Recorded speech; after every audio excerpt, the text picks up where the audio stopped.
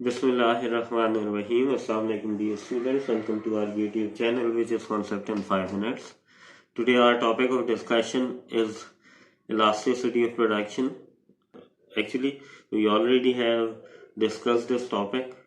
Today we will try to solve an example of this case. Okay student, in solved case of elasticity of production में हमने कुछ values assume की हैं labour की। आप जैसे देख सकते हैं 1 to 7 लेबर की वैल्यूज गिवन है। उसी तरह टोटल प्रोडक्ट उसके अगेंस्ट हमने कैलकुलेट की है। जब टोटल प्रोडक्ट और लेबर आपको गिवन हो तो हम आसानी से एमपी भी फाइंड आउट कर सकते हैं और एपी की वैल्यू भी फाइंड आउट कर सकते हैं। और जब हमें एमपी और एपी की वैल्यूज गिवन हो तो हम फाइंड आउट कर सकते हैं इलास्टिसिटी ऑफ प्रोडक्शन।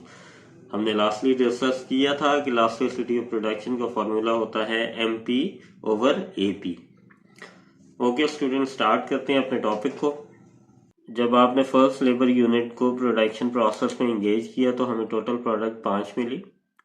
सेकंड को इंगेज किया तो 12, थर्ड को इंगेज किया तो 22, फोर्थ ने 30 के करीब दी हमें, फिफ्थ ने 35, सिक्स ने अगेन 35 और सेवन्थ ने 30 टोटल प्रोडक्ट हमें दी।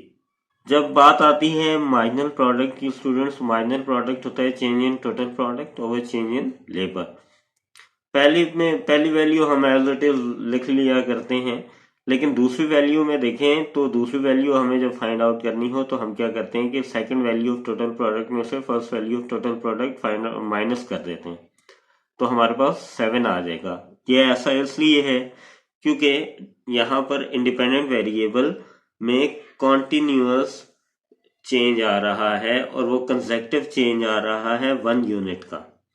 अगर ये ज्यादा यूनिट का चेंज होता तो ये प्रीसीडिंग वाला फॉर्मूला इस पर अप्लाई नहीं होना था, फिर हमें फाइंड आउट करना थे हर इंडिविजुअल यूनिट की मार्जिनल प्रोडक्ट। अब उसी तरह जब हमें थर्ड लेबर यूनिट का फाइंड आउट करना होगा मार्जिनल प्रोडक्ट तो हम 22 में से माइनस करेंगे 12 को तो हमारे पास 10 आ जाएगा। फोर्थ की दफा 30 में से 22 को 8 आ जाएगा। फिफ्थ में से 35 में से आप माइनस कर देंगे 30 को तो आपके पास 5 बचेगा। उसी तरह सिक्स लेबर यूनिट की एमपी जब आपने फाइंड आउट करनी होगी तो हम टोटल प्रोडक्ट 35 में से इन दोनों को 35 माइनस 35 करेंगे तो हमारे पास एमपी 0 आ जाएगी। अब चूंकि टोटल प्रोडक्ट जब मैक्सिमम हो जाए तो उसके बाद फॉल करना शुरू कर देती है, तो 7th यूनिट लगाने पर आपकी टोटल प्रोडक्ट फॉल कर गई और 30 होगी। जब 30 में से आप माइनस करेंगे 35 को तो ग्रेटर वैल्यू माइनस करने तो रिमेनिंग आपके पास या रिमाइंडर आपके पास -5 बचता है। ओके स्टूडेंट्स, एपी हमें मालूम है कि ये भी टोटल प्रोडक्ट और लेबर यूनिट से ही फाइंड आउट होता है, मतलब TP divide by labour unit जब हम करते हैं तो हमारे पास एपी आ जाता है।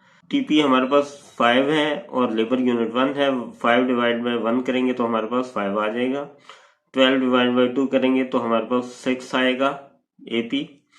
22 डिवाइड बाय 3 करेंगे तो हमारे पास 7.33 आ जाएगा। 30 डिवाइड बाय 4 करेंगे तो 7.5 आ जाएगा। उसी तरह 35 डिवाइड बाय 5 करेंगे तो हमारे पास एग्जैक्ट 7 आएगा।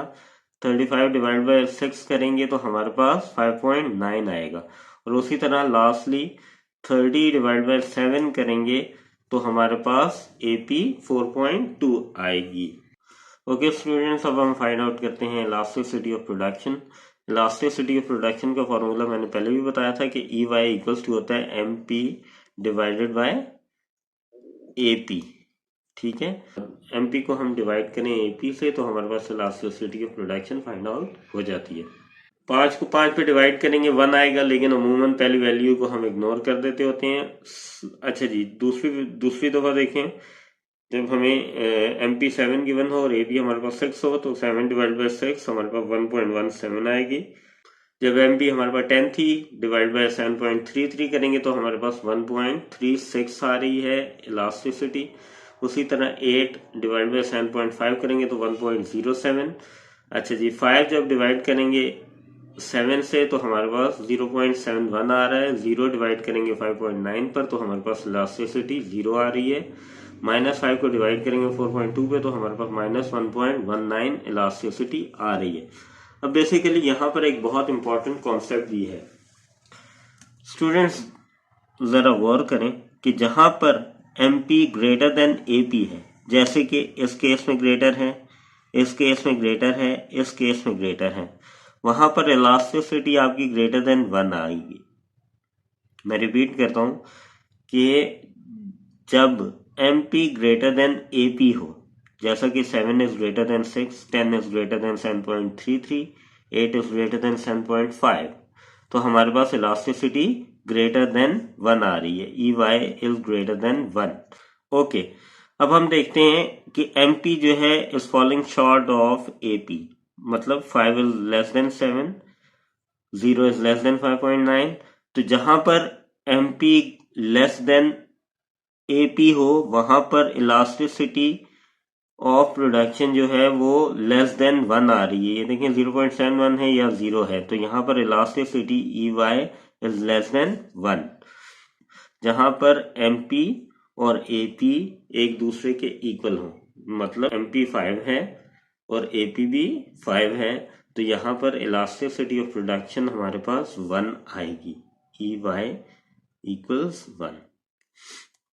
अब स्टूडेंट नीचे भी यही इंपॉर्टेंट रिलेशनशिप दिया हुआ है। बेसिकली MPL जब ग्रेटर देन APL होगी तो आप आसानी से समझ सकते हैं कि न्यूमरेटर जो है वो ग्रेटर होगा किससे, डिनोमिनेटर से, APL से।